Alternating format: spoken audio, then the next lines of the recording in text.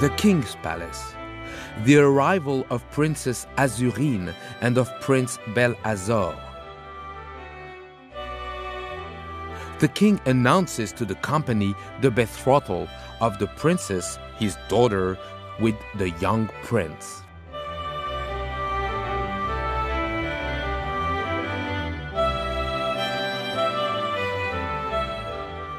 The fairy godmothers bring their gifts. The fairy Aurora gives the princess beauty and bestows a magic flower to guard her from evil.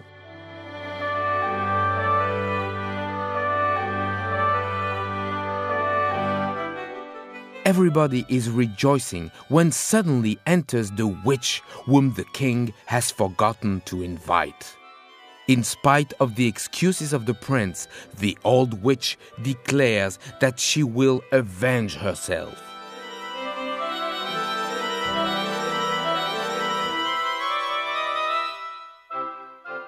The Princess Azurine, still suffering from the excitement, enters her boudoir to take a rest.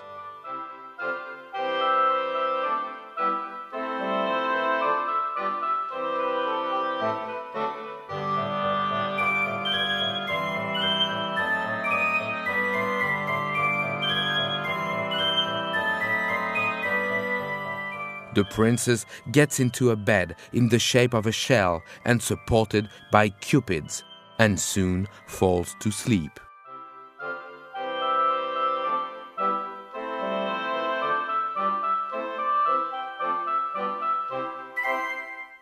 Suddenly, the witch appears.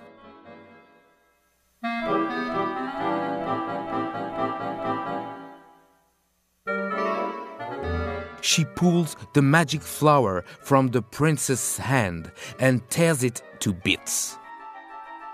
Then the old witch summons several demons, whom she orders to seize the princess and to bind her.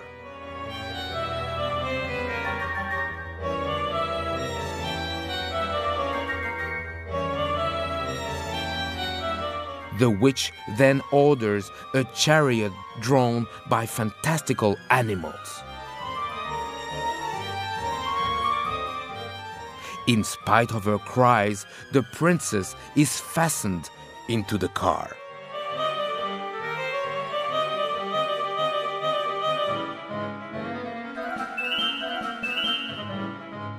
Hardly have they gone when Prince Belazora, awakened by the cries, rushes in and struggles with the demons who vanish into smoke.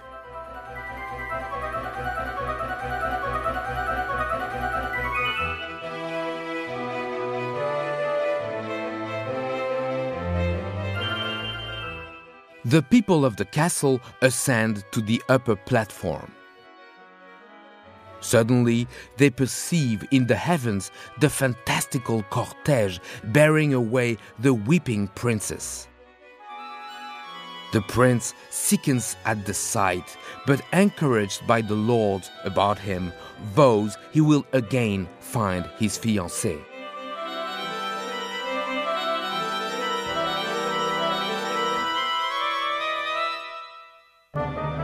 The people in the palace descend in haste to the armory. They fall upon the weapons of war and quickly transform themselves into warriors, armed from head to foot.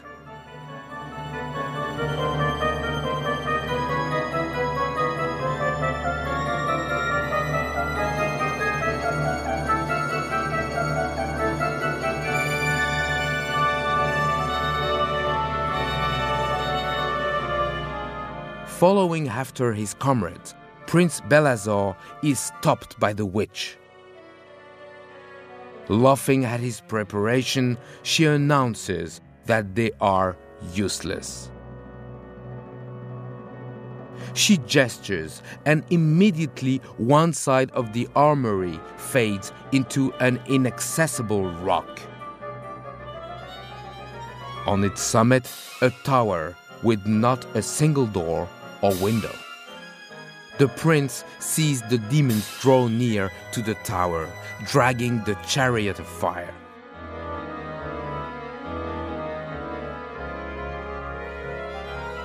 He darts forward, but the vision fades away and he falls against the wall of the armory.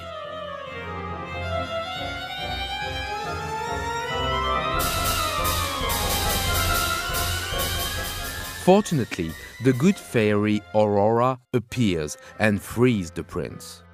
She announces that she will protect him and then summons the genius of invulnerability, who enters in the form of a lame and deformed dwarf. The genius presents an impenetrable armor, which renders its owner invulnerable, and likewise a magic helmet and sword, both endowed with marvelous powers.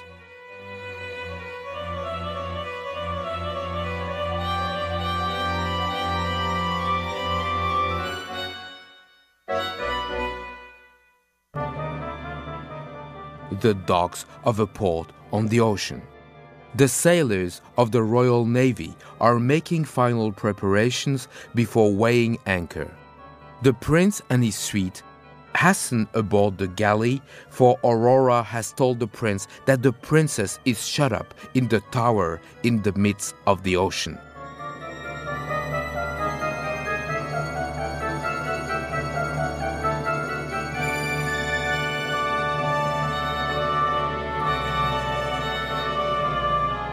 The mighty ship majestically moves away.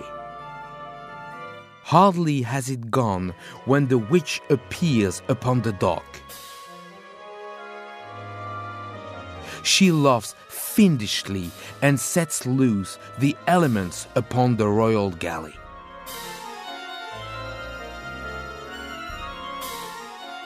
The waves swell with rage, the sky becomes threatening, the galley rolls and pitches along the billows.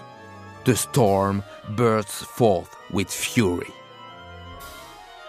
Suddenly, the galley strikes upon an enormous rock which emerges from the midst of the billows, and the ship founders disappear in a vortex of foam.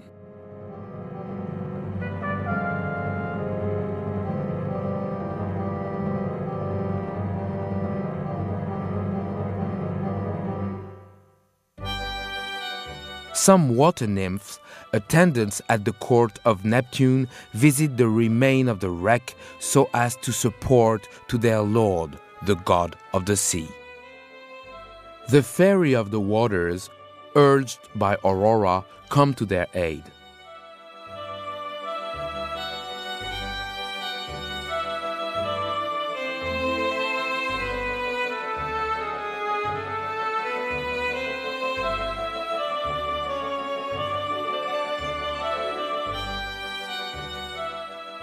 Prince Belazora, the chamberlain, and the majordomo, still dazed, follow with great difficulty through the liquid element.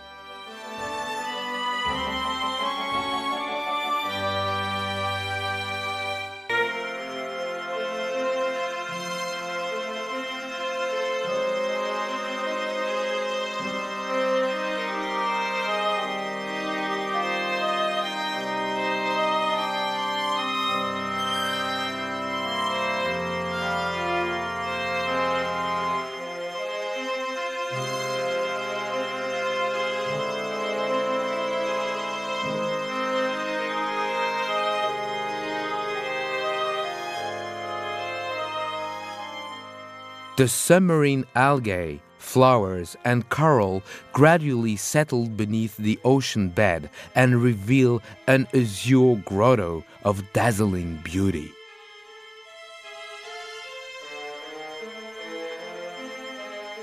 The grotto gradually fades away and discloses Neptune seated upon his throne.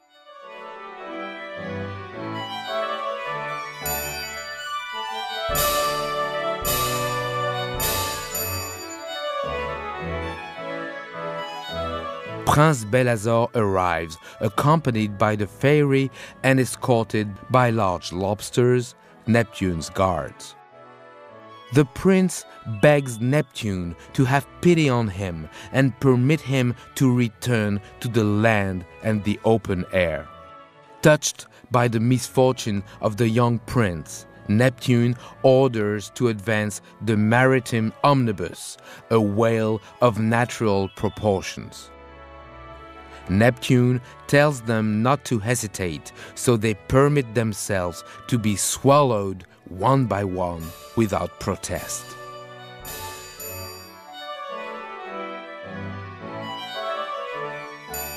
As soon as the whale has disappeared, the prince and his retinue spy the inaccessible rock and the tower in which the princess is imprisoned.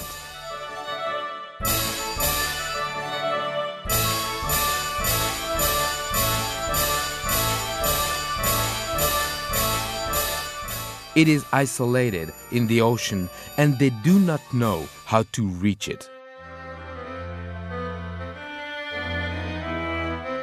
Luckily, Aurora reappears, showing him the entrance to a subterranean passage, which leads almost up to the bewitched tower.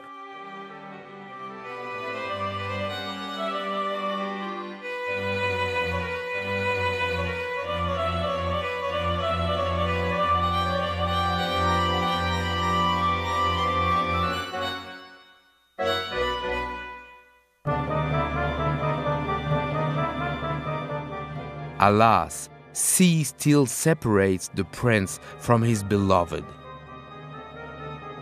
He suggests a leap into the waves and a short swim. Nothing daunted, the prince plunges into the water headfirst.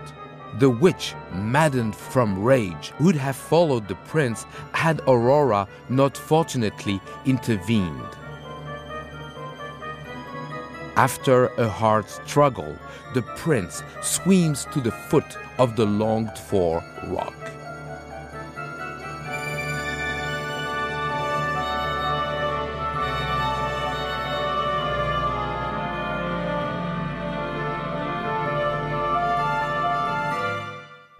The witch, exasperated beyond measure, orders two demons to burn the castle.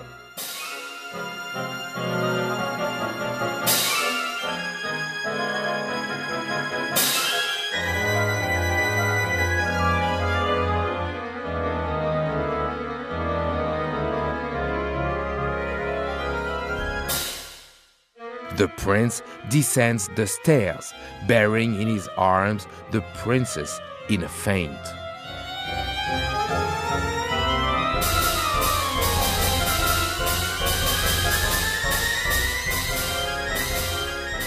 The prince, having made his way across the narrow strait with the princess in his arms, reaches the shore.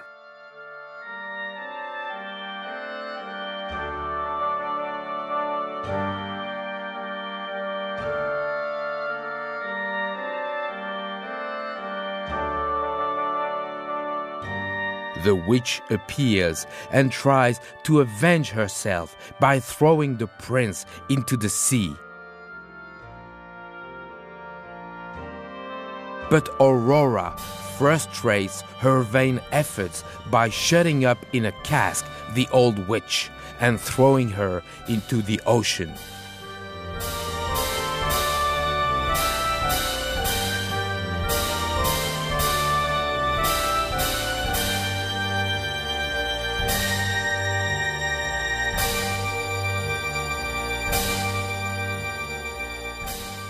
Below the cliff, among the rocks, the witch finally disappears.